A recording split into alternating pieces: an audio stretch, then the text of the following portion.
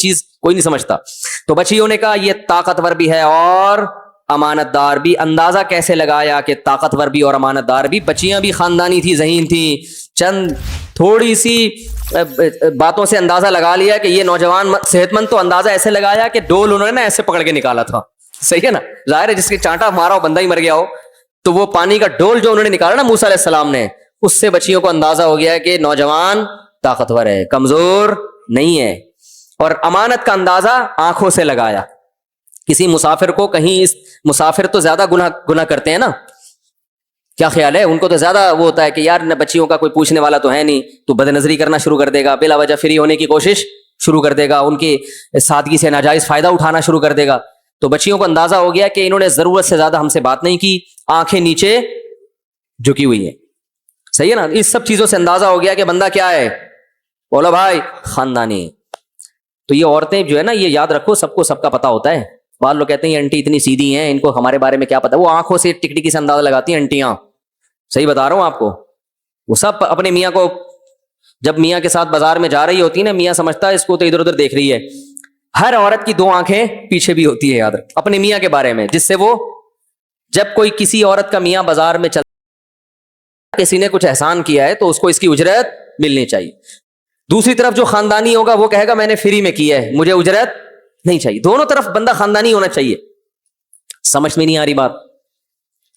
تو موسیٰ علیہ السلام تو چونکہ مسافر تھے, کوئی ٹھکانہ ہی نہیں تھا, تو وہ ایک بچی آئی ہے, لڑکی آئی ہے, اس نے, بچیاں تو نہیں جوان لڑکیاں تھیں, انہوں نے موسیٰ علیہ السلام سے کہا ان ابی یدعوک لیجزیک اجر ما سقیت لنا, آپ نے ہمیں پانی پلایا ہے. اچھا, آج کا کوئی صوفی ہوتا تو پلاتا ہی نہیں, کہتے ہیں نامحرم عورت کی خدمت کرنا اسلام میں حرام ہے. عجیب عجیب مصیبتیں آ رہی ہیں معاشرے میں یار. 2 جوان لڑکیاں ہیں, میں کیوں پانی پلاؤں, میں تو جوان ہوں. بھائی جوان تھی نا وہ سائڈ پہ کھڑی ہوئی ہیں. تو پہلے تو موسیٰ علیہ السلام نے ان سے جا کے پوچھا ما خطبکما, تم یہاں کیوں کھڑی ہوئی ہو؟ لوگ پانی پلا رہے ہیں اپنے جانوروں کے لیے کنویں سے, تم یہاں دور ہٹ کے کیوں کھڑی ہوئی ہو؟ تو نامحرم سے بات کرنا بھی کیا ہے, ضرورت ہو. بھائی وہ سمجھتے تھے کہ بیچاری مجبور ہیں, اتنی دیر سے کھڑی ہوئی ہیں, کوئی مسئلہ ہوگا ان کے ساتھ. تو جا کے ان سے پوچھا ما خطبکما, تم لوگ یہاں کیوں کھڑی ہوئی ہو؟ انہوں نے کہا لا نسقی حتی یصدر الرعاء, ہم اس وقت تک پانی نہیں کنویں سے نکال سکتے جب تک یہ مجمع چھٹ نہیں جاتا. یعنی شرم و حیا کی وجہ سے ہم مجمع میں گھسنا نہیں چاہتے. بتا دیا کہ ہم بھی کیا ہیں, خاندانی. نہیں آ رہی بات میں, تینوں قسم ہر طرف خاندانی لوگ ہی تھے نا. اور وہ گھٹیا, وہ غیر خاندانی تھے جو کنویں میں کھڑے ہوئے تھے کم بخت. وہ یہ نہیں دیکھ رہے کہ یار پہلے لیڈیز جو ہے نا, بھائی ہم مرد ہیں, ہم میں طاقت زیادہ ہے, کھڑے رہ سکتے ہیں, دھوپ میں بھی کھڑے ہو سکتے ہیں, خواتین کا احترام کرو, تھوڑا سا مجمع چھٹ جائے, ان کو پہلے نکال دو. تو وہ مجمع کیا تھا, بولو بھائی, غیر خاندانی. میں یہ خاندانی غیر خاندانی بار بار اس لیے کر رہا ہوں کہ یہ حرکتیں پہچاننی, اپنے آپ کو نا نوٹ کرنا چاہیے کہ خود کیا ہو, صحیح ہے نا. یہ تھرمامیٹر آپ کو دے رہے ہیں ہم, یہ زبان پر رکھو گے تو پتہ چل جائے گا کہ خاندانی پن کتنا ہے آپ کے اندر, کہ آپ کا ایٹیٹیوڈ بھی ایسا ہوتا ہے کہ نہیں ہوتا. تو وہ جو مجمع کنویں میں پانی نکال رہا تھا وہ سارے کیا تھے, غیر خاندانی. ان کو ان لڑکیوں پہ ترس نہیں آیا. موسیٰ علیہ السلام کو حالانکہ خود قابل ترس ہیں, ابھی تو مسافر تو خود ٹھکانہ ڈھونڈ رہا ہوتا ہے, لیکن خدمت کا کوئی موقع نہیں چھوڑتے خاندانی لوگ. موسیٰ علیہ السلام نے ان 2 نوجوان لڑکیوں سے آ کے پوچھا ما خطبکما, کیا ہوا, تمہاری حالت کیا ہے, یہاں کیوں ایسے کھڑی ہوئی ہو؟ کہا کہ لا نسقی حتی یصدر الرعاء. اپنے خاندانی ہونے کے 2 دلائل دیے. نمبر 1, اس مجمع میں ہم نہیں جا سکتے, مردوں کا مجمع ہے. نمبر 2, سوال پیدا ہوتا ہے پھر گھر سے تم آئی کیوں, گھر سے مرد کیوں نہیں آیا؟ ارے سوال پیدا ہوتا ہے بھائی کسی مرد کو بھیج دیتے نا, جب اتنی شرم اور حیا ہے تو گھر سے نکلنے کی ضرورت کیا, یہ کام تو مردوں کا ہے کنویں سے پانی نکالنا. تو جواب دیا, موسیٰ علیہ السلام نے یہ باتیں پوچھی نہیں ہیں, لیکن ان کو خود ہی احساس ہو رہا ہے کہ یہ نوجوان ہمارے بارے میں غلط نہ سوچے کہیں. تو جواب دیا وَأَبُونَا شَيْخٌ کبیر, ہمارے باپ بوڑھے ہیں, اتنے بوڑھے کہ وہ گھر سے باہر نہیں جا سکتے, مجبوراً ہم ابا کی خدمت کر رہی ہیں. تو موسیٰ علیہ السلام گئے, فسقا, کیا الفاظ ہیں قرآن کے یار, ایک ایک لفظ سے وجد آتا ہے. فسقا لهما ثم تولى الى الظل, ایسے ڈول سے جا کے پانی نکالا. خدمت کی اللہ کو خوش کرنے کے لیے، لیکن ایک دم دل میں خیال آیا کہ بھئی میں مسافر ہوں، میرا کوئی پرسان حال نہیں ہے، یہاں پہ کوئی پناہ دینے والا نہیں، کوئی پہچاننے والا نہیں، رات کہاں گزرے گی؟ پہلے ایسے ہوٹل تو ہوتے نہیں تھے، اور موسیٰ علیہ السلام تو تھے بھی مسکین. تو دل میں ایک خیال آیا کہ شاید ان کے والد اس خدمت پہ مجھے کچھ اجرت دے دیں تو میرے کھانے پینے کا انتظام ہو جائے گا. اب دل میں یہ ایک لالچ آئی نا، ایک تما پیدا ہوئی. تو تما جب خدمت تو اللہ کے لیے کی تھی، لیکن ایک تما پیدا ہوئی.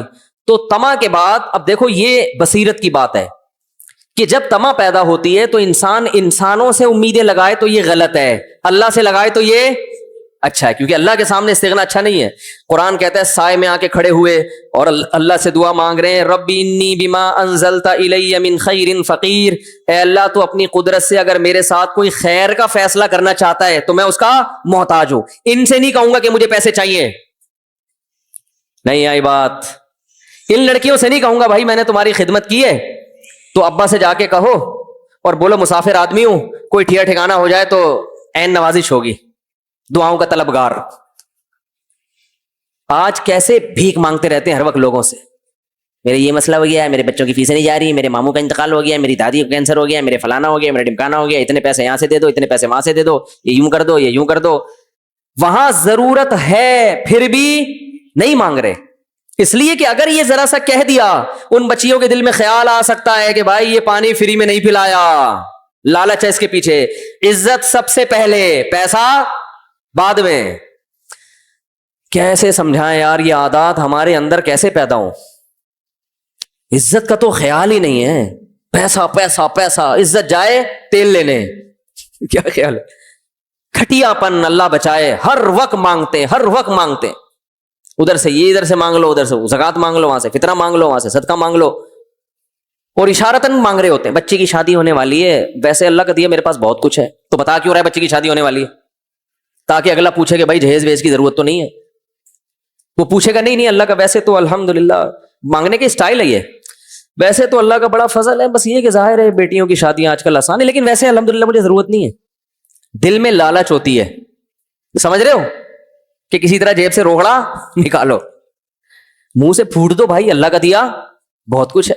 اللہ سے بولو، جیسے موسیٰ علیہ السلام کو پریشانی تھی، بچیوں سے کچھ نہیں کہا، سائے میں آ کے کھڑے ہوئے کہنے لگے ربی انی بما انزلت الی من خیر فقیر، اے اللہ تو نے اگر کوئی خیر کا فیصلہ کیا ہے نا تو میں اس کا محتاج ہوں، تو وہ کر دے تو، ٹھیک ہے؟ کیونکہ امید ہوئی تھی کسی کی خدمت کی ہے، مسافر جب کسی کی خدمت کرتا ہے تو امید ہوتی ہے کہ کچھ نہ کچھ آگے صلہ ملے گا. تو اللہ ان سے تو نہیں مانگ رہا، لیکن اگر ان کے ذریعے تو نے کچھ میرے ساتھ خیر کا ارادہ کیا ہے تو میں اس کا محتاج ہوں، میں مستغنی نہیں ہوں. اس میں اعتدال سکھایا ہے کہ اتنے فنڈر بھی نہیں بننا کہ بس نہیں کسی سے کچھ نہیں چاہیے، ہمیں خود سے آ رہا ہو بغیر لالچ کے تو یہ اللہ کی رحمت، اور لوگوں کی جیبوں پہ نظر رکھ کے آ رہا ہو، لالچ کے ساتھ آ رہا ہو تو یہ رحمت نہیں ہے. تو ادھر دعا مانگی ہے، اللہ نے دعا قبول کی. ان بچیوں نے جا کے ابا کو بتایا کہ ایسے ایک نوجوان تھا جس نے ہماری خدمت کی. ابا چونکہ خاندانی تھے، بعض لوگوں نے کہا وہ شعیب علیہ السلام تھے، مگر اس کی کوئی دلیل نہیں ہے. ابا تھے کیا؟ خاندانی. بچیاں بھی خاندانی، انہوں نے بھی جا کے بتایا ابا کچھ اجرت ملنی چاہیے. ابا تھے خاندانی، انہوں نے کہا ایک بیٹی کو کہا کہ جاؤ اس کو بلا کے لاؤ، ہم اسے اس کی کچھ اجرت دینا چاہتے. فجاءته احداهما تمشي على استحياء، اللہ فرماتے ہیں حیا کے ساتھ چلتی ہوئی آئی. دیکھو اس کو بیان کرنے کی ضرورت کیا تھی؟ حیا کے اللہ بتا دیتے ویسے ہی آئی. جب آپ کوئی واقعہ بتاتے ہو تو اس میں جو اہم جز ہوتے ہیں انہی کو ہائی لائٹ کرتے ہو نا. خاص طور پہ اللہ تو ایسی چیزوں کو ہائی لائٹ کریں گے جو ضروری ہیں. اللہ یہ بھی کہہ سکتے ہیں ان میں ایک آئی اور کہا کہ چلو ابا تمہیں اجرت دینا چاہتے ہیں، نہ اللہ نے کہا فجاءته احداهما تمشي على استحياء، ان میں سے ایک آئی حیا کے ساتھ چلتے ہوئے. یہ اللہ سے خاندانی ہونے کو کیا کر رہے ہیں؟ بولو بھائی پکا کر رہے ہیں کہ بہت ہی خاندانی تھی کہ جب چل رہی ہے تو کس کے ساتھ؟ حیا کے ساتھ. تو اللہ کو عورت کی چال میں حیا پسند ہے. سمجھتے ہو کہ نہیں سمجھتے؟ آج کل ہمارے جو میڈیا ہے نا اس نے عورت کو کیا بنا دیا ہے؟ بولڈ. جتنا زیادہ مردوں کی آنکھوں میں آنکھیں ڈال کے کانفیڈنس کے ساتھ بات کرے گا یہ ہے خاندانی. اس کی بھی ضرورت کبھی پڑتی ہے، جب پڑے تو ٹھیک ہے آنکھوں میں آنکھیں ڈال کے بات کرے، لیکن نارملی عام حالات میں اس کی ضرورت نہیں پڑتی. اس کا نتیجہ نکلے گا کہ میاں کے ساتھ بھی اسی طرح بات کرے گی. پھر کیا خیال ہے؟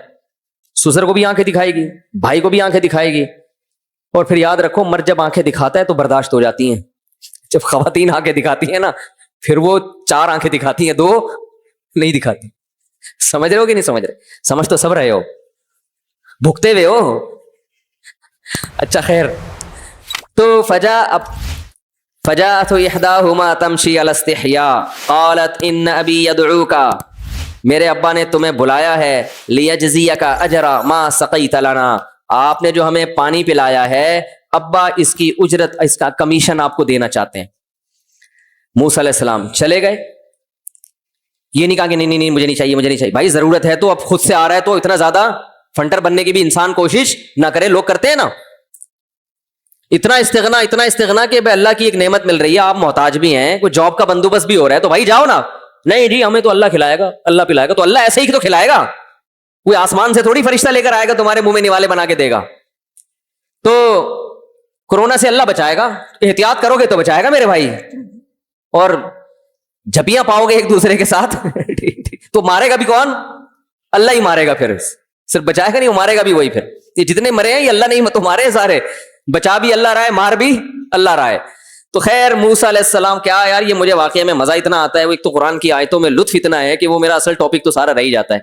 میں خیر جلدی سمیٹتا ہوں, اصل بات کی طرف آتا ہوں. موسیٰ علیہ السلام جب وہاں گئے ہیں, اصل میں اس واقعے کا نا ایک پہلو بڑا خاندانی ہے, ایک لفظ بھی زائد نہیں ہے اس واقعے میں. تو وہاں گئے ہیں تو قرآن کہتا ہے فلما قص علیہ القصص, جو بچیوں کے باپ تھے نا, ان کے ایک خاندانی ہونے کی ایک اور دلیل کہ انہوں نے ان نوجوان کو بلا کے ایسا نہیں کہا کہ پہلے سے ایک لفافہ رکھا ہو, بھائی یہ بچی سے کہا ان کو پکڑا دینا, اور بولا چلو دروازے سے واپس نکل لو. یہ بھی غیر خاندانی ہونے کی دلیل ہے. بھائی پیسے چاہیے نا, چلو چاوش پانی پلایا نا, اتنی اجرت بنتی ہے 50 روپے. ہمارے یہاں جو پانی پلاتے ہیں نا ڈول, اس کو 50 روپے ایک ڈول کے دیتے ہیں, یہ لو چلو نکلو یہاں سے. بلکہ اس کو بلایا اندر کہ بھائی کون ہو, کیونکہ دیکھ رہے یہ اتنا پروٹوکول کیوں دے رہے ہیں, اس کو سمجھیں. وہ یہ جانتے تھے کہ یہ سارے مسٹنڈے جو کنویں کے قریب کھڑے ہوئے تھے, ان میں سے کسی کمبخت کو خیال, بولو بھائی, نہیں آیا. تو ایک کو اگر خیال آ رہا ہے تو اس کا مطلب وہ معمولی اچھا نہیں ہے بلکہ بہت اچھا ہے. کیونکہ برائی جب پھیلتی ہے نا تو اس میں پھر جو اچھے لوگ ہوتے ہیں ان کی ویلیو اللہ کی نظر میں بڑھ جاتی ہے. سپلائی اور ڈیمانڈ کا اصول ہے نا, ارے بھائی جس چیز کی سپلائی کم ہو ڈیمانڈ زیادہ ہو تو سپلائی کم ہونے سے اس کی ویلیو بڑھتی ہے. ابھی کہتے ہیں نا آٹے کی ویلیو بڑھنے والی ہے, وہ ٹڈی وڈی آئی ہوئی ہیں کھیتے چٹ کرنی ہے, اللہ بچائے سب کو. تو ویسے تو سب لوگ خدمت گزار ہوتے ہیں, لیکن اس قوم میں خدمت گزار آدمی, تو اس لیے انہوں نے اتنا پروٹوکول دیا, انہوں نے گھر میں بٹھایا موسیٰ علیہ السلام. ان کو کیا پتا یہ کلیم اللہ بننے والا ہے بھائی, وہ تو ایک نوجوان سمجھ رہے ہیں, اور موسیٰ علیہ السلام کو بھی نبوت نہیں ملی تھی اس وقت. انہیں کیا پتا کہ میں جس کو اتنا پروٹوکول دے رہا ہوں کل یہ وہ پیغمبر ہوگا جس کا قرآن میں اللہ سب سے زیادہ تذکرہ کریں گے, آخری کتاب میں بھی کوہ طور پہ بلا کے ان سے ہم کلام ہوا کریں گے, اتنا بڑا پیغمبر. تو موسیٰ علیہ السلام کو انہوں نے بٹھایا, پوچھا بھائی کون ہو, پہلے تعارف, کون ہو, کہاں سے آئے ہو. ہمارے ہاں یہ تعارف, بھائی تم بتاؤ تو صحیح کون ہو. کوئی بھکاری آیا کرے نا تو 50 روپے دینے کے بجائے اس سے پوچھیں بھائی آپ یہ اس کے اتنے مجبور ہو کیوں کہ لوگوں سے بھیک مانگ رہے ہو. اس سے پوچھیں, تحقیق کریں, اگر واقعی یہ محتاج ہے تو پھر 50 کیوں دے بھائی, آپ اس کو ٹھیلا لگا کے دے دو, یار تم یہ ٹماٹر بیچو, روزانہ کچھ کماؤ پیسے. اور اگر محتاج نہیں ہے تو پھر 50 دینے کی بھی ضرورت نہیں ہے, اسے بھکاری مت بنائیں. میں نے اس طرح کچھ واقعات میرے سامنے آئے ہیں, بھکاریوں کے گھر تک پہنچا ہوں میں نے کہا 50 کیوں مانگ رہا ہے, اگر تو مستحق ہے تو میں تجھے 50,000 دوں گا, تو مجھے ثابت کر دے کہ تو مستحق ہے. تو سرجانی ٹاؤن لے گیا ایک مجھے نا بٹھا کے, اس نے کہا مولوی صاحب ٹوپی کر رہے ہیں, تھوڑا سا بٹھا کے لے جاؤں گا. کہ وہ لے کے جا رہا, پتہ نہیں اندھیرا ہو گیا. میں نے کہا بیٹا طارق صاحب 50,000 کے چکر میں اب تم 5 لاکھ میں چھوٹو گے. وہ بولے گا گھر میں بند کر دے گا, بولے گا میں 50 مانگ رہا تھا نہیں دیے, اب فون کر رہے ہیں مفتی صاحب کو میں نے اریسٹ کیا ہوا ہے 5 لاکھ روپے لے کے. مجھے یہی ڈر لگنے لگا, پتہ نہیں کیوں, ڈرامے باز آدمی تھا کمبخت. پھر وہ ایک جگہ کیچڑ آیا, وہاں جا کے روک لیا. اس نے کہا آگے پیدل جانا پڑے گا, کیچڑ ہے. اس نے کہا مولوی صاحب, میں نے کہا میں کیچڑ میں جاؤں گا, چلو کوئی بات نہیں کیچڑ میں چلتے, پہلے آگے تو ایسا نہ ہو کیچڑ ہی ہو کچھ اور نہ ہو, آگے پتہ چلا اندر ہی ڈوب ہی گئے. میں نے کہا آگے آگے آپ, پیچھے پیچھے میں سے کیچڑ میں لے گیا, پتہ نہیں کہاں لے جا کے پتا چلا ڈرامے بازی سالی. میں نے کہا یار تو صحیح بات کرتا نا تو ہم تیرے ساتھ تعاون کرتے. تو بڑے بڑے ڈرامے باز پڑے ہوئے پاکستان میں. تو خیر موسیٰ علیہ السلام کو بٹھایا. موسیٰ علیہ السلام نے ان سے کیا پوری تفصیل پوچھی, تعارف پوچھا. موسیٰ علیہ السلام نے پورا واقعہ بتایا, ایسے میں نے قتل کیا کسی کو, ناحق غلطی سے ہو گیا قتل, مجھ سے جان کر نہیں کیا, تو میں اس طرح فرعون کے مظالم بیان کہ بھائی میں ملک چھوڑ کر آیا ہوں. انسان بعض دفعہ زبان سے پتہ چل جاتا ہے کہ یہ جھوٹ نہیں بول رہا. ان بچیوں کے باپ کو اندازہ ہو گیا کہ یہ اس کے چہرے کا نور بتا رہا ہے کہ یہ جھوٹ نہیں بول رہا. ورنہ مسافروں کے پاس کہانیاں بہت ہوتی ہیں, آپ کو کہیں ایسا مل جائے کہ میں یوں کر کے آیا, یوں کر کے آپ نے پتہ چلا اپنی بیٹی پکڑا دی اس کو کہ بھئی قرآن میں بھی آتا ہے. آج کل بڑے بڑے فراڈی پڑے ہوئے ہیں. تو ان کو موسیٰ علیہ السلام کے چہرے کے نور سے اور آپ کے بات چیت سے اندازہ ہو گیا کہ یہ جھوٹ نہیں بول رہے. فرمایا لا تخف نجوت من القوم الظالمین. لڑکیوں کے باپ نے تسلی دی, اب تم خوف نہ کرو, اللہ نے تمہیں ظالموں سے نجات دے دی. تو اب بیٹیوں میں سے ایک نے کہا استاجرہ, ابا اسے اجرت پہ رکھ لیں, ملازم رکھ لیں, ہمارے گھر میں کوئی مرد نہیں ہے کمانے والا, یعنی بکریاں چرانے والا, تو اسے آپ بکریاں چرانے کے لیے رکھ لیں, اس کا بھی کام ہو جائے گا. ان کو ظاہر ہے روزگار چاہیے نا مسافر کو, اور ہمیں بھی گھر سے باہر نہیں نکلنا پڑے گا. بیٹی یہی کہہ سکتی تھی نا, وہ یہ کہتی ابا ان میں اس سے میری شادی کرا دیں, تو یہ حیا کے خلاف ہوتا. ممکن ہے بہت سے والدین کہیں ہماری بچی نے ہم سے کہا تھا کہ ابا میری وہاں سیٹنگ چل رہی ہے, میری شادی کرا دیں, تو رکھ کے ہم نے صحیح تھپڑ مارا تھا اس کے, پھر بالکل صحیح کیا تھا. تو آپ نے غلط اس لیے کیا تھا کہ جب باپ خود فکر مند ہوتا ہے تو بیٹی کو کہنے کی ضرورت نہیں ہوتی. ابا کو جب فکر نہیں ہوتی تو پھر بیٹی کا ہی فرض ہے کہ وہ بتا, سیٹنگ ویٹنگ نہیں, بتا دے کہ میری وہاں شادی کرا دو, پھر نہ کہنا حیا کے خلاف. یا تو گھر کی بیٹیوں کی شادی کی فکر کرو, بالغ ہوتے ہی رشتہ تلاش کرو ان کے لیے, پھر بیٹیاں کبھی نہیں کہیں گی, ان کو شوق نہیں ہوتا. جیسے وہ بیٹی یہ کہہ رہی ہے کہ اس کو اجرت پہ رکھ لیں, بکریاں چرائے گا, ابا کو فکر کس کی لگی ہوئی ہے, بھائی بیٹیاں جوان ہو گئی ہیں, ان کے لیے رشتہ چاہیے کہ نہیں چاہیے. تو ابا اپنی ذمہ داری پوری کریں تو پھر بیٹیوں کو یہ کہنے کی ضرورت نہیں ہے. اور اگر بیٹی کہہ رہی ہے اس کا مطلب آپ نے اس کو یہاں تک مجبور کیا ہے, پھر اس کی بات مانو آپ. پھر یہ نہیں کہو تم میں شرم نہیں ہے, پٹا خاندانی لوگوں کی بیٹیاں ایسے کہتی ہیں, ابا سے خود آ کے کہتی ہیں میری وہاں شادی کرا دو. تو خاندانی لوگوں کی بیٹیاں اگر ایسے نہیں کرتی تو ابا بھی اتنا شادی کو ڈیلے نہیں کرتے. اگر بیٹی کہہ دے, اور یاد رکھو بیٹی کی مرضی کے خلاف شادی کرنا ناجائز ہے, حرام ہے. سمجھ رہے ہو کہ نہیں سمجھ رہے؟ ایسے موقع پہ بیٹی کو پورا پورا حق ہے کہ وہ منع کر دے, اور اس کا منع کرنا حیا کے خلاف نہیں ہے, اس کو رائٹ دی ہے شریعت نے. یہ آپ اس کی مرضی کے بغیر اس کو زبردستی کوئی چیز کھلا سکتے ہو ہے بھائی؟ تو آپ اس کا دل چاہ رہا پراٹھا کھانے کا, آپ نے مسور کی دال ٹھوس رہے اس کے منہ میں, نہیں تو یہ کھانا ہے, ظلم ہوگا نا. تو بھائی وہ تھوڑی دیر کے لیے ایک چیز زبردستی نہیں کھلا سکتے, وہ پورا میاں اس کو پہنا رہے ہو آپ پوری زندگی کے لیے.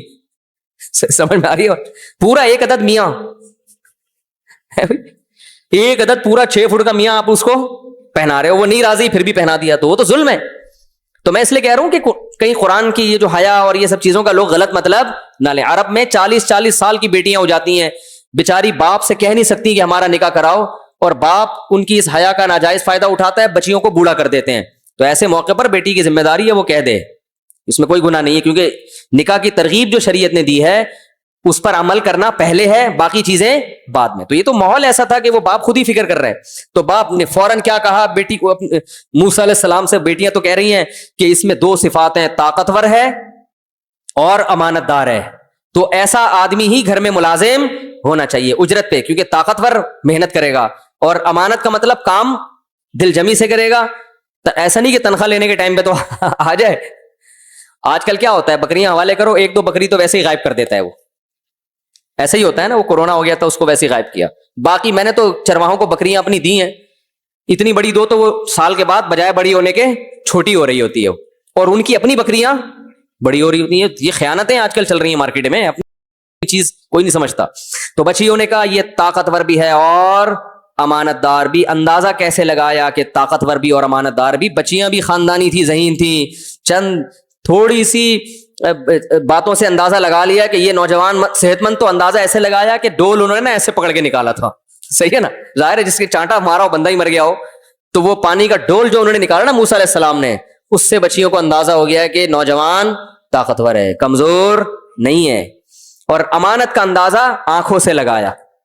کسی مسافر کو کہیں, مسافر تو زیادہ گناہ کرتے ہیں نا, کیا خیال ہے, ان کو تو زیادہ وہ ہوتا ہے کہ یار بچیوں کا کوئی پوچھنے والا تو ہے نہیں, تو بد نظری کرنا شروع کر دے گا, بلا وجہ فری ہونے کی کوشش شروع کر دے گا, ان کی سادگی سے ناجائز فائدہ اٹھانا شروع کر دے گا.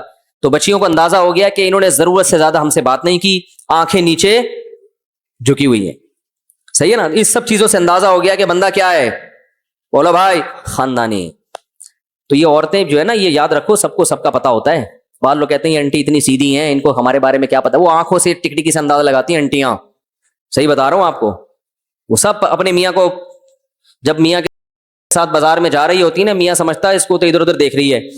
ہر عورت کی دو آنکھیں پیچھے بھی ہوتی ہے, یاد رکھ اپنے میاں کے بارے میں, جس سے وہ جب کوئی کسی عورت کا میاں بازار میں چلتا ہے تو خواتین چاروں طرف سے میاں کو دیکھتی ہیں.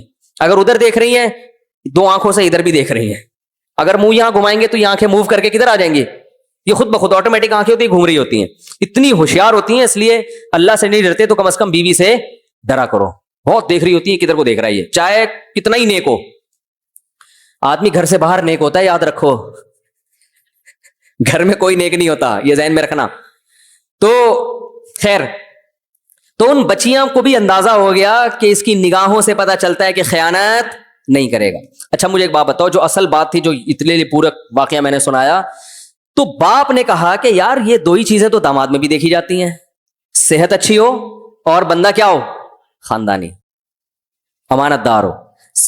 پیسہ بعد میں, ہم لوگ پیسہ پہلے دیکھتے ہیں, کسی حد تک دیکھنا بھی چاہیے, لیکن اصل جو ہے بھائی صحت اچھی ہے تو کما لے گا, اللہ نے رزق کا وعدہ کیا ہوا ہے, جہاں دو روٹی خود کھائے گا بیوی کو بھی کھلا دے گا. صحت اچھی ہونی چاہیے, کمانے کے ذرائع بہت ہیں, ہم نے بہت لوگ دیکھے ابا سے کروڑوں کی جائیدادیں ملی, برباد کر دی, زیرو پہ آ گئے. اور ایسے بہت دیکھیں غریب تھے, صحت اچھی تھی, کمانا شروع کیا, محنت کی, اللہ نے بہت پیسے کی رزق کی ریل پیل کر دی. تو انہوں نے کہا صحت اچھی ہے کما لے گا.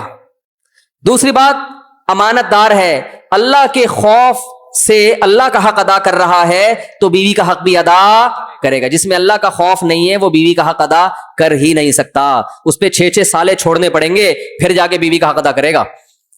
اس لیے میں ماں باپ سے کہتا ہوں یار تم لوگ نسل جو روکتے ہو نا, اس کا نقصان کل تمہاری بیٹی کو بھی ہوگا. 2 بچے ہو گئے, بیٹی رخصت ہو کے گئی, سسرال میں ظلم ہوگا, تم مر جاؤ گے, پیچھے بیٹی کو پوچھنے والا کوئی نہیں ہوگا. آج بیٹی کو پیچھے بھائی ہونے چاہیے جو بہن کا خیال کریں کہ شوہر ظلم کر رہا ہے کہ نہیں کر رہا. پہلے زمانے میں یہ سالے کا لفظ یہیں سے تو آیا ہے. کباب میں سب سے بڑی ہڈی کون ہوتا ہے, سالہ. وہ نگرانی رکھتا ہے کہ بہن کے ساتھ اچھا سلوک ہو رہا ہے کہ نہیں ہو رہا.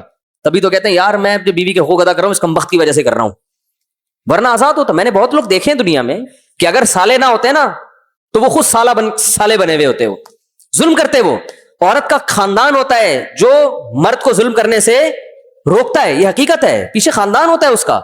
اگر وہ بالکل لاوارث ہے تو ایک خاتون کی بچی یتیم جوان ہو گئی, پیچھے کوئی پوچھنے والا نہیں ہے. انہوں نے کہا میری بچی کی عمر بڑھتی جا رہی ہے, میں شادی نہیں کر رہی, اس لیے کہ جو بھی رشتہ آ رہا ہے مجھے ڈر ہے کہ اس بچی کا پیچھے کوئی پوچھنے والا نہیں ہے, اس لیے رل نہ جائے کہیں جا کے. اور رلتی ہیں. تو یہ جو فیملی پلاننگ کے عذاب اور نقصانات ہیں نا, ان میں ایک نقصان یہ بھی ہے کہ آپ اپنے اولادوں کو بہن بھائی نہیں دے رہے. آپ کہتے ہیں بہن بھائی تو آپس میں لڑتے ہیں, وہ لڑے جتنا بھی, لیکن اجتماعی مفاد میں کیا ہو جاتے ہیں, متحد ہو جاتے ہیں. وہ یہ انسانی فطرت ہے, نیچر ہے. آپ کا اپنے بھائی سے جتنا بھی پھڈا ہوگا, لیکن وہ جب اس پہ ظلم ہوگا تو وہ بہرحال ساتھ دے گا, بھائی کا, بہن کا ساتھ دے گا, بھائی کا ساتھ دے گا. تو یعقوب علیہ السلام جو بچیوں کے والد تھے, انہوں نے کہا کہ 2 کوالٹی, صحت اچھی ہونی چاہیے اور امانت. اللہ کا خوف ہوگا تو بیوی کا حق بھی ادا کرے گا, اللہ کا خوف ہوگا تو یہی 2 چیزیں تو چاہیے. بچیاں کہہ رہی ہیں اس کو اجرت پہ ملازم رکھ لیں. باپ نے فوراً کہا انی ارید ان انکحک احدی ابنتی ہاتین, ان 2 میں سے ایک کا نکاح میں آپ سے کرنا چاہتا ہوں. بولو بھائی, شرط یہ کہ 10 سال بکریاں چراؤ. صحیح ہے نا, اس زمانے میں یہ مہر رکھنا جائز تھا, آج جائز نہیں ہے. شرط کیا ہے کہ 10 سال بکریاں چرا, تاکہ میری بھی ضرورت پوری ہو جائے, ٹھیک ہے نا, ہمارے گھر کی بھی ضرورت پوری ہو جائے اور آپ کو بھی بیوی مل جائے گی. موسیٰ علیہ السلام نے یہ نہیں کہا. ہم ہوتے ہم کہتے اچھا میں ذرا استخارہ نکلواتا ہوں جا کے, ابھی ہم ہوتے کیا کرتے, استخارہ نکال رہا ہوں میں. फिर इस्तिखारे 3 दिन तक इस्तिखारे निकाल निकाल के, फिर कोई नीला आता, कोई पीला आता, कोई गुलाबी आता, वो परेशान होते, फोन करते, यार ये पता नहीं, कंफ्यूज हूं इस्तिखारे के बारे में। या मूसा अलैहि सलाम ने ये भी नहीं कहा एक्चुअली अभी तो मेरी जॉब लगी है, मैं मुसाफिर आदमी हूं, पहले जो फिरौन के पास केस चल रहे हैं वो केस खत्म हो जाएं, मैं स्टेबल हो जाऊं, अपने पांव पे खड़ा हो जाऊं, मैं बहरिया टाउन में एक आध प्लॉट खरीदने के काबिल बन जाऊं, मैं मदीना अभी नया नया आया हूं, यहां मैं स्टेबल हो जाऊं, कुछ प्लॉट हो जाए, मेरा कोई घर वर हो जाए, स्टेबल हो जाए, जब इंसान अपने पांव पे खड़ा हो, फिर ये शादी के बखेड़े। शादी कोई गुड़िया गुड्डे का खेल नहीं है। ये क्या बोलूं यार, मैं तो मेंबर का ख्याल करना पड़ता है, चमाट मारने का दिल करता है रख के। ये जो बुढ़े हो रहे हैं ना, शादी नहीं कर रहे, स्टेबल होते हैं, वो भाईजान रोटी खाने का सबसे बेहतरीन टाइम है जब भूख लगे। जब जवान होता है ना, उस वक्त निकाह की ख्वाहिश होती है। स्टेबल होने के चक्कर में ख्वाहिश ही खत्म कर दी, तो छोड़ दो, अब स्टेबल ही हो, अब शादी नहीं करो। 40 साल में शादी कर रहे हो, कम बहुत तुम्हारे रह कितने गए तुम्हारे, और 40 साल तक तुम हरामखोरी करते रहे हो। जो क्या बोलूं मैं यार, अभी उस हराम के जो तुम्हें चस्के लगे हैं ना, अब वो शादी के बाद छूटने वाले नहीं है। हाँ, अब नहीं छूटेंगे वो। अब वो हराम में ज्यादा मजा आएगा। बीवी तो एक फॉर्मेलिटी के लिए तुमने रखी हुई है, चलो यार बीवी है ठीक है, एक आदत अच्छे लोगों की निशानी है, वाइफ भी होती है उनकी, एक आध बच्चा भी होता है। बाकी जो हराम कारियां हो चुकी हैं, उसकी वजह से सेहत का जो बेड़ा गर्क हो गया, और जो चस्के हराम में आ गए, अब वो जिसको सुट्टों का आदी हो, वो दूध में थोड़ी मजा आता है उसको। अरे जिसको हीरोइन पीने में और चर्स में और सिगरेट के मजे आ गए, उसको आप शहद चाटा करो निहार मुंह, वो कहेगा यार ये क्या हकीमों की बातें बता रहे हैं मेरे को। शहद की जो लज्जत है वो उनकी है जिनको गुटकों की आदत ना पड़ी हो, उसको मजा आएगा। शहद में अल्लाह ने लज्जत रखी है। तो निकाह की लज्जत भी उन्हीं को होती है जिनको हराम कारियों की आदत नहीं पड़ी होती। तो बहरहाल अगर किसी को पड़ गई, तौबा कर ले भाई, अल्लाह कबूल करने वाले। लेकिन जो नुकसान होना था वो तो हो गया ना। तो हम होते हैं मूसा अलैहिस्सलाम की जगह, हम कहते हैं एक्चुअली भी तो इस्तिखारा निकालना है, और निकाह को शादी गुड़िया गुड्डों का निकाह तो बहुत बड़ी क्या है, बहुत बड़ी इतनी बड़ी है कि बस केटू पहाड़ उसके सामने छोटा है। बोलने ये डायलॉग हैं, हल्का करके पेश करोगे तो हल्का हो जाएगा निकाह। ओ भाई निकाह क्या है यार, वो मर्द को औरत चाहिए, औरत को मर्द चाहिए, उसके दिल में भी तड़प है, आपके दिल में भी तड़प है, 2 गवाह लाओ, हिजाब कबूल करो भाई, चलो साथ रहना शुरू, हलाल हो गया मामला। वो भी पहले भी तो रोटी खाई रही थी ना, अब्बा खिला रहे थे, अब तुम खिलाओ उसको, खत्म हो गई बात। पहले उनका खर्चा हो रहा था, अब किसका है, तुम्हारा। महंगाई के दौर में बड़ा मुश्किल है भाई, महंगाई के दौर में अब्बा खिला रहा था, बूढ़े पे खर्चा डालना ये महंगाई के दौर में ज्यादा मसला है। जवान पे खर्चा डालना आसान, इसकी तो भी कमाने की उम्र शुरू हुई है, इस पे खर्चा डालो, बाप पे नहीं डालो, बाप का मफाद भी नहीं है बेटी से, कोई फायदा भी नहीं है, बूढ़े पे खर्चा डाला हुआ है। महंगाई के दौर में उस बूढ़े का ख्याल नहीं है कि महंगाई बहुत है, शादी शादी बातें करता रहता है बैठ के। महंगाई बहुत है तो बच्चियों का खर्चा बाप से हटाओ ना, फिर जवान आदमी पे डालो उसका खर्चा। महंगाई में तो ये ज्यादा जरूरी है कि जवान पे खर्चा डाला जाए, बूढ़े को बोलो अब आप आराम करो जिंदगी, अब दामाद आपकी खिदमत करेगा। सब फजूल किस्म की टोपी ड्रामे जो लिबरल लोग हैं ना, इन्होंने फैलाए हुए हैं सारे फजूल। तो मूसा अलैहिस्सलाम और ये हमारे रूहानी टोपी ड्रामों ने इस्तिखारे के नाम पे जो मजाक बनाया हुआ है, ये वो इस्तिखारा है ही नहीं जो हदीस में आता है। हदीस वाला इस्तिखारा बिल्कुल एक अलग चीज है। तो मूसा अलैहिस्सलाम ने ये भी नहीं कहा गुड़िया गुड्डों का खेल तो नहीं है ये, एक्चुअली अभी तो मैं स्टेबल, अभी मैं यहाँ आया हूँ और ये मसाइल और ये वो। भाई जॉब मिल गई, ठिकाना मिल गया। जैसे ही उन्होंने पेशकश की है ना कि मैं चाहता हूं इन 2 में से एक का निकाह आपसे करूं, 8 साल बकरियां चरानी है, 10 कर दो तो गरीबी आपकी तरफ से। मूसा अलैहिस्सलाम ने फौरन हाथ बढ़ाया, ज़ालिका बैनी व बैनक, मेरा और आपका वादा पक्का, खत डन है। क्योंकि लड़कियों की तहकीक भी पहले हो चुकी थी ना कि भाई शर्म वाली हया वाली लड़कियां हैं, खानदानी है। भाई बीवी का ये पता चल जाए भाई लड़की क्या है, अच्छे खानदान से बिलोंग करती है, वो अंदाजा हो गया था कि भाई चलती भी हया से आई, दूर खड़ी हुई है, अब्बा की खिदमत भी कर रही है, बुढ़ापे में अब्बा को ओल्ड होम में जमा नहीं कराया कि अब्बा आप खामखा की टेंशन, हमें आपकी वजह से पानी भर के लाना पड़ता है, चलो आप ईदी सेंटर में। कुछ भी नहीं किया, घर में अब्बा को भी पाल रही है, जिम्मेदार घरदारी वाली हैं, यही तो चाहिए भाई। और जहां देखना वो मुमकिन एक नजर देख लिया उन लड़कियों की तरफ, तो फौरन कहा ज़ालिका बैनी व बैनक, ये मेरा और आपका एग्रीमेंट है। तो पैगंबर निकाह पे बड़े हरीस होते हैं, फौरन निकाह करते हैं जहां मौका मिलता है। इसी वजह से जो माजरत के साथ सुलेमान अलैहिस्सलाम ने, मैं ये तो नहीं बताऊंगा कितनी शादियां की, बहुत ज्यादा की थी, भी छोड़ो उसको, खवातीन भी बयान सुन रही हैं फिर बोलेंगे आ गए अपने टॉपिक पर। तो सही है ना। तो क्या बात कहां से शुरू हुई थी यार। अब देखो कैसा मूसा अलैहिस्सलाम के जो ससुर थे, कैसा खानदानी फैसला किया कि नहीं किया। فلما قضا موسى الاجل وسار باهله، موسیٰ علیہ السلام نے جب 10 سال بکریاں چرائیں، انہوں نے دیکھا اب چلو بیوی کو لے کے کہاں چلتا ہوں میں، واپس مصر جاتا ہوں. بھائی ہمارا اخپل وطن تو کیا ہے بھائی، اخپل وطن تو مصر ہے نا. مصر کی یاد آ رہی تھی، رشتے دار تو وہاں ہیں. ہو سکتا ہے اس وقت ان کی والدہ بھی زندہ ہو موسیٰ علیہ السلام کی، تو بہو والدہ کے پاس لے کے جاؤں گا، وہی ماں جنہوں نے صندوق میں ڈالا. تو اخپل وطن تو یاد آتا ہے نا. اب 10 سال ہو گئے، بھول بھلیاں ہو گیا ہوگا، کہیں چھپ چھپا کے زندگی گزار لیں گے، کیس پرانا ہو گیا. وہ راستے میں بیوی کو لے کے جا رہے ہیں اور شدید سردی، مصر کی تو سردی بڑی مشہور ہے، ٹھنڈا ملک ہے نا. راستے میں اندھیرا اور شدید سردی، آگ نظر آتی ہے. وہاں اپنی اہلیہ کو بولتے ہیں امکثو انی آنست نارا، ٹھہرو ٹھہرو مجھے آگ نظر آتی ہے. میں وہاں جا کے راستہ والے سے کوئی راستہ بھی بھول گئے تھے، یا کچھ گرمی حاصل کر لیں گے، ہم آگ لے کر آؤں گا تو ہاتھ تاپیں گے. تو دیکھو قرآن میں یہاں کیا آتا ہے، قال لأہلہ، اپنے اہل سے کہا. تو بیوی اہل بیت میں ہوتی ہے. جو لوگ کہتے ہیں نا اہل بیت اہل بیت اہل بیت، تو اہل بیت سے محبت بہت ضروری. تو اہل بیت میں سب سے پہلے کون ہے؟ بیویاں.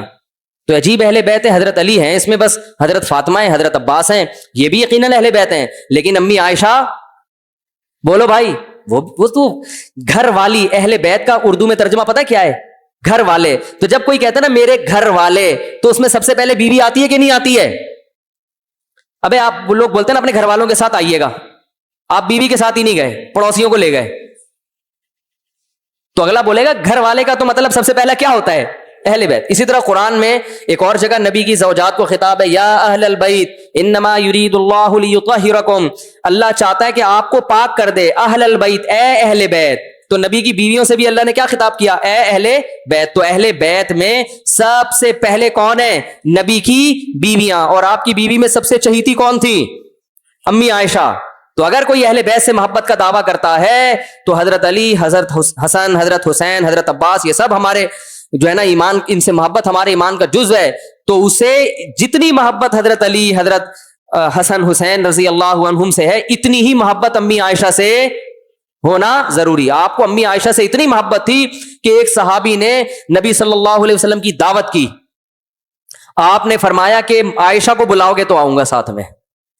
ہے بھائی، وہ صحابی تھے، بے تکلف تھے، ان کے پاس اتنی گنجائش نہیں تھی.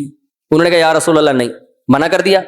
ہمارے یہاں منع کرنے والا بھی چماٹ پڑتا ہے اس کو. تکلف کا دور ہے نا. ارے دل میں کچھ اور ہے، زبان پہ کچھ اور ہے. تکلفات ہیں. صحابہ کے دور میں تکلف نہیں تھے، جو دل میں تھا وہی. وہ صحابی جانتے تھے کہ بھائی میں 2 کی دعوت افورڈ نہیں کر سکتا. انہوں نے خام خام یہ نہیں کہا نہیں آپ آئیں، آپ وائف کو بھی لے کر آئیں. اب انسان چلا جائے اور دل میں آدمی کہہ رہا ہے یار مصیبت کھڑی کر دی، پوچھنا ہی مصیبت بن گیا میرے لیے. دل صاف تھے ان لوگوں کے، صاف کہہ دیا یا رسول اللہ یہ پیشکش قبول نہیں ہے. اللہ کے نبی نے بھی بتا دیا، پھر آپ کی دعوت قبول. بولو بھائی. تو نبی تو امت کے معلم تھے نا، بیوی کا ادب بھی سکھا رہے تھے. ادب سے مراد محبت. کہ بعض دفعہ انسان کو اپنی بیوی کے بارے میں تھوڑی غیرت بھی دکھانی پڑتی ہے کہ بھائی میری وائف کو بھی بلاؤ گے تو آؤں گا ورنہ جاؤ. تو بیوی کتنا خوش ہوگی یہ سن کے میرے میاں نے دعوت کیا کر دی، ٹھکرا. آج الٹا ہو رہا ہے، ابے تو نے بھابھی کو خام ہمیں بلا لیا یار. یہی ہوتا ہے. ابے یار ایک تھوڑا سا ریلیکس ہونے کا موقع ملا تھا یار، گھر میں بھی بھابھی کے ساتھ ہی بیٹھ کے کھانا کھاتے ہیں، اب تھوڑا سا ریلیکس تھا، ہم تھوڑا آؤٹنگ ہو جائے گی، بیٹھیں گے. تو نے بھابھی کو بھی دعوت دے دی، اب خود ہی میں تو منع کر نہیں سکتا، اب تو خود ہی کوئی ٹوپی شوپی کرا دے. تو یہی تربیت بھی کرنی تھی نا نبی نے. تو آپ صلی اللہ علیہ وسلم نے فرمایا عائشہ کو بھی بلاؤ. تو فضائل سب صحابہ کے ہیں، سب اہل بیت ہمارے لیے قابل محبت. لیکن جیسے حضرت علی کی بات نرالی ہے بھائی، بے شک اس میں دو رائے نہیں ہو سکتی، تو امی عائشہ کی بات بھی کیا ہے، نرالی ہے. یہ انداز کسی اور زوجہ کے نصیب میں نہیں آیا. تو ان صحابی نے پھر کچھ دنوں بعد دوبارہ دعوت کی، یا رسول اللہ میرے گھر تشریف لائیں، کھانا کھائیں. آپ نے فرمایا عائشہ کو بھی بلاؤ. انہوں نے پھر منع کر دیا، بھائی اکیلے آ سکتے ہیں. تو فرمایا نہیں، قبول نہیں ہے. تیسری دفعہ پھر دعوت کی، آپ نے فرمایا عائشہ کو بھی بلاؤ. انہوں نے پھر قبول کر لی. ممکن ہے تیسری دفعہ پہلے سے انتظام کر کے آئے. تو کیا بات چل رہی تھی، یہاں کہاں سے آ گئی یار. ایک تو میرے دماغ میں نا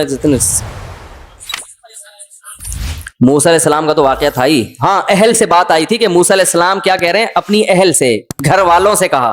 تو اہل بیت سے محبت میں امہات المومنین سے محبت، وہ اہل بیت کی محبت میں داخل ہے. اور ان میں سب سے زیادہ کس سے، امی عائشہ اور پھر حضرت خدیجہ رضی اللہ تعالیٰ عنہ.